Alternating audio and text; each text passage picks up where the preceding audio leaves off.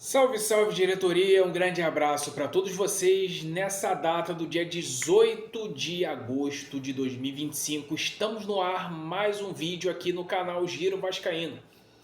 Conto com a presença de todos vocês aqui para assistir esse vídeo do início até o fim. Iremos falar muito sobre a repercussão que aconteceu da imprensa, dos jornais e principalmente o que foi esse chocolate fora de época. Não é dia de Páscoa, mas parecia ontem dia de Páscoa, o chocolate que o Vasco aplicou contra o Santos. Não é de uma hora para outra que o Vasco faz 6-0 numa equipe do Campeonato Brasileiro. E nós temos que falar alguns pontos importantes, positivos, e tem pontos negativos, Bruno, no meu modo de ver, mas aí é uma opinião minha. Quem não concordar, deixa aqui o seu comentário para a gente estar debatendo e respondendo a todos vocês. Como mais uma vez o Vasco goleou o Santos por 6-0 e repercutiu muito essa goleada. Se lembram, torcedor, que lá no primeiro turno, quando o Vasco venceu por 2-1 de virada o Santos, o presidente do Santos, Marcelo Teixeira, fez uma declaração polêmica falando que, com todo respeito, é inadmissível o Santos perder para o Vasco fora de casa. Eu acho que ele colocou uma ilusão muito grande para o torcedor santista, achando que o Santos era um Barcelona ou Real Madrid, que ele não poderia perder para o Vasco em São Januário. Muitas equipes já perderam do Vasco em São Januário, até porque o São Januário, com o apoio da torcida do Vasco, viram ao sapão. Poucas equipes ali conseguem vencer o Vasco, só se tiver uma qualidade diferenciada, uma qualidade melhor do que o time do Vasco, e mesmo assim tem muitas dificuldades. A gente viu aí o último jogo em casa contra o Atlético Mineiro, que mesmo o Atlético Mineiro poupando o Hulk, mas teve dificuldade de vencer o jogo. Então aquela declaração ali já começou essa rivalidade entre Vasco e Santos. Ontem teve um temperinho a mais por conta dessa situação aí, dessa rivalidade sadia, gostosa entre os amigos Felipe Coutinho e Neymar, amigos do futebol. Inclusive fizeram uma arte fazendo o nível de comparação desde quando eles eram jogadores da base dos seus clubes, passagens por seleção brasileira, e eles jogaram juntos a última Copa quando o Neymar, o Brasil, foi eliminado precocemente de forma bizonha para a Croácia. Para você ver que realmente o mundo é um tempo muito louco. E aí teve esse confronto amigável, é lógico que com muitas risadas ali no início, ali da moedinha, e poderia ser um desastre se realmente o Ramon Abate Abel fosse um pouco mais rigoroso, como foi aquele árbitro Flávio Rodrigues de Souza, que expulsou o Léo Jardim. Poderia muito bem ter expulsado o Hugo Moura, mas graças a Deus isso não aconteceu. O Vasco ali conseguiu controlar muito o jogo, o domínio da partida. O Santos ia muito na questão do contra-ataque, muito pela questão do Guilherme e do Neymar. O Tiquinho Soares, como o futebol do Tiquinho Soares caiu e caiu muito de rendimento, está explicado por que o Botafogo quis se livrar dele. E o Barreal na outra ponta quase não fez cócegas no Lucas Piton. No entanto, que o Lucas Piton avançava muito. No entanto, no cruzamento, o Lucas Piton fez o primeiro gol, que ali criou a abertura, mas o Santos é muito ruim. O Santos realmente ele tem o Neymar, mas o Neymar sozinho não faz verão. Então o Vasco aproveitou muito essas condições. Eu acho que o Nuno Moreira está muito abaixo fisicamente. Acho que o Fernando Diniz deveria trabalhar imensamente para encontrar um substituto ali para jogar naquela posição. Acho que o DVD joga muito bem como falso 9. Eu acho que o ataque do Vasco ficou muito mais móvel do que o Verratti. Por mais que quando a gente fala isso e vejo muitos torcedores me criticando, achando que eu quero o Verratti fora do Vasco, não é isso. Compreendam e entendam o raciocínio. Hoje o Vasco ele tem que aplicar um futebol moderno. O futebol moderno hoje não tem chances de ter um atacante que não faz parte do jogo. O Verratti, ele sempre será importante para a história do Vasco por tudo que ele fez, mas ele não é intocável.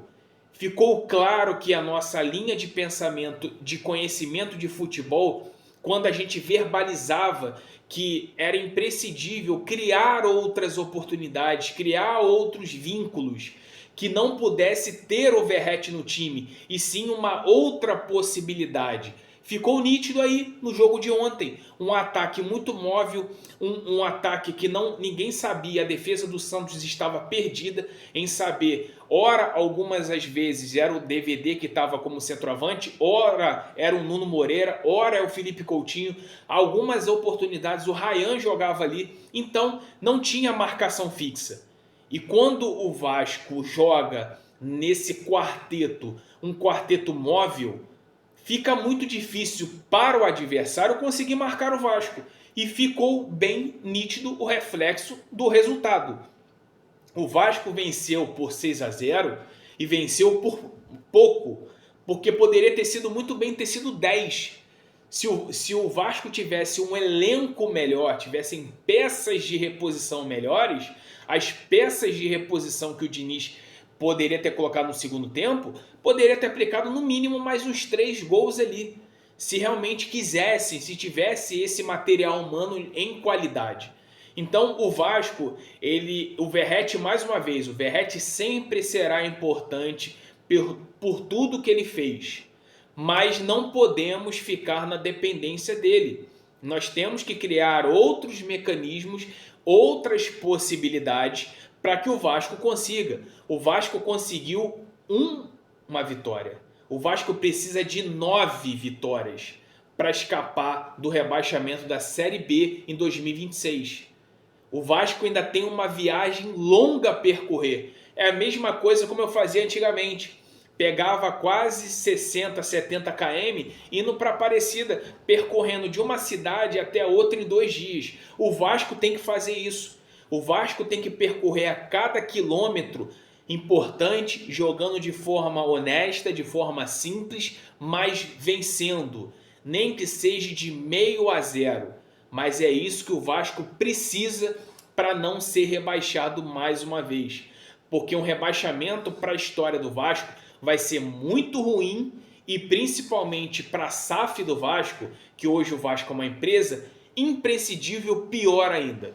Então o Vasco conseguiu vencer, conseguiu pontuar, porque a rodada foi muito favorável para o Vasco num empate entre Vitória e Juventude e o Fortaleza perdendo.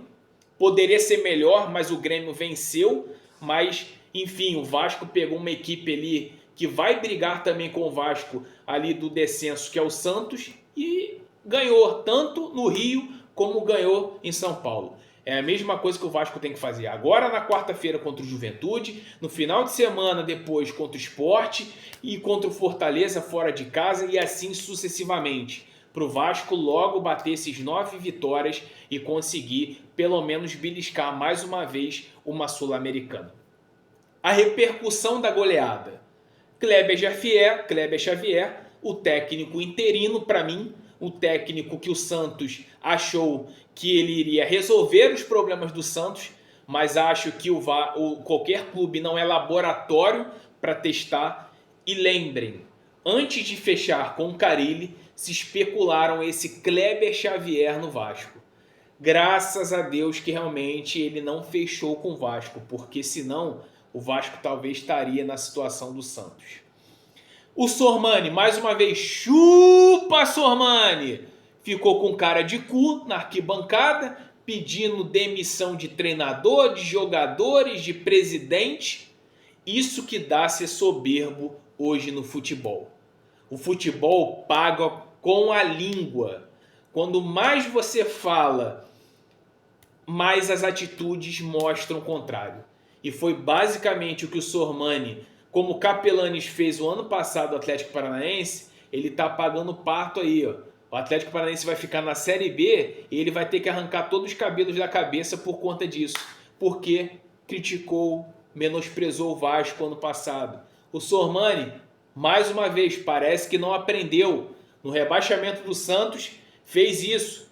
Vai de novo para a Série B. E ele de novo está pagando com a língua. Então, enfim, o Vasco venceu. Agora é foco no Juventude. A goleada já passou, porque não adianta nada o Vasco vencer o Santos por 6-0 e tomar a porrada fora de casa num jogo adiado que é muito importante contra o Juventude, um candidato direto para sair da zona do rebaixamento. Esse é o nosso vídeo nessa segunda-feira. Conto com a ajuda de vocês para ajudar aqui o canal. Deixa o comentário, deixa o like, se inscreve no nosso canal, ativa o sino de notificações, se torne membro. A partir de R$ 2,99 você vai estar ajudando o nosso canal a cada dia que passa ficar de pé aqui nessa luta, porque o Vasco hoje está num nível diferente, para não falar outra palavra. Talvez se o Vasco estivesse brigando por título, seria muito mais fácil falar aqui sobre Vasco. Então, deixa aí o comentário, se torne membro, hype o vídeo. Tem uma opção aqui de hypar o vídeo se você estiver assistindo pelo celular, para que esse vídeo consiga atingir a mais e mais pessoas. Um grande abraço a todos, estamos juntos, saudações vascaínas e vamos lá porque o próximo desafio é contra o Juventude.